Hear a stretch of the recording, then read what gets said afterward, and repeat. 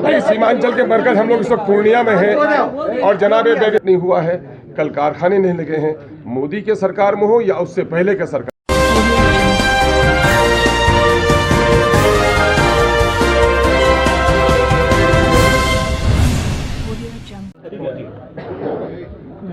देखिए, उसका बैकग्राउंड ये है कि बिहार के जो अपॉलिटिकल कई लोग हैं जो ये गलतफहमी का शिकार थे कि असदुद्दीन ओवैसी अलायंस नहीं चाहता, पर्सनली मुझ पर एलिगेशन लगाया गया था।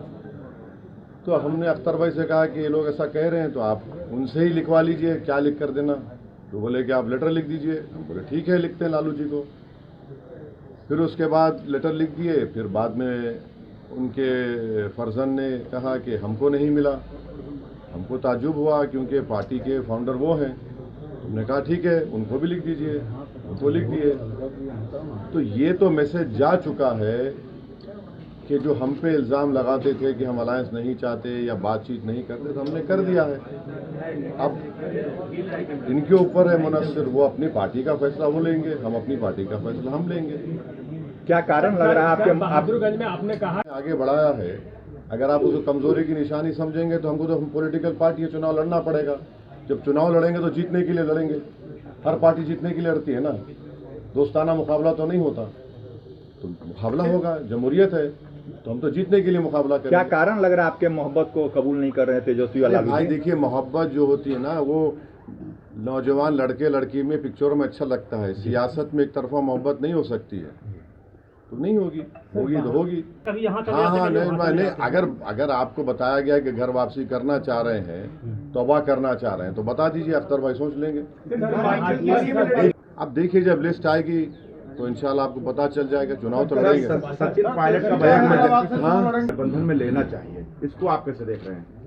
देखिए, जनाब सचिन पायलट साहब ने बात कही है तो हम उनका शुक्रिया अदा करते हैं, मगर वो कितना इन्फ्लुएंशियल है, कितना कर सकेंगे नहीं मालूम। मगर आप तमाम की इत्तला के लिए, जब वाइस प्रेसिडेंट ऑफ इंडिया का इलेक्शन हो रहा था, मेरा तो एक ही वोट था। किसको वोट दिया हमने जाकर जस्टिस सुदर्शन रेड्डी साहब को वोट दिया। उस वक्त क्या हो गए हम? दूध के धुले हो गए। आप पूछ चुके हैं, दोबारा मत पूछिए। आई लव मोहब्बत की जगह पे एक आई लव महादेव संगठन, हिंदू संगठन बनाया है। क्या कहेंगे आप? बहुत अच्छा है। आपका नाम क्या है सर? स्मिथ। हाँ, स्मिथ नाम होगा। आई लव स्मिथ में करूंगा। इसमें कौन सा एंटी नेशनल बात है? इसमें कौन सा वायलेंस का प्रमोशन का बात है? जब लव से लव आ रहा है तो उसमें आपको तकलीफ क्यों हो रही है? इसका मतलब आप लव के खिलाफ हैं, आप मोहब्बत को मानते ही नहीं है। वो मुगल आजम का एक गाना था, जिंदाबाद जिंदाबाद मोहब्बत जिंदाबाद, दोबारा प्ले करना पड़ेगा इन लोगों के लिए। देखिए, एक बात प्लीज समझिए, आर्टिकल 25 संविधान में क्या, फ्रीडम ऑफ रिलीजन। अगर मैं जिसमें मुझे मोहब्बत है, और मुसलमान उस वक्त तक मुसलमान नहीं होता जब तक कि वो प्रॉफिट मोहम्मद को अल्लाह का आखिरी नबी रसूल ना माने, और उस वक्त उसका ईमान मुकम्मल नहीं होता जब तक कि वो दुनिया में तमाम चीज़ ज़्यादा प्रॉफिट मोहम्मद को चाहे। ये संघ परिवार और आरएसएस बीजेपी के लोग कभी सोच भी रहे हैं कि भारत में 18-19 करोड़ मुसलमान रहते हैं, जो सब कॉन्टिनेंट हो या एशिया में सबसे ज़्यादा यहाँ पर रहते हैं। आप क्या मैसेज दे रहे हैं दुनिया को? क्यों ऐसा कर रहे हैं भारत के बारे में आप लोग? अरे सोचो थोड़ी देर के लिए। लव की बात हो रही है और उत्तर प्रदेश में एडीजीपी साहब कह रहे हैं कि नहीं, हमारी सरकार ने कहा कि नया पोस्टर नहीं लगेगा।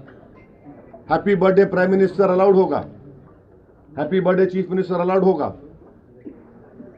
तो फिर आप एक कानून बना दीजिए कि इस देश में कोई लव की बात करेगा ही नहीं, तो पहले हॉलीवुड बैठ जाएगा।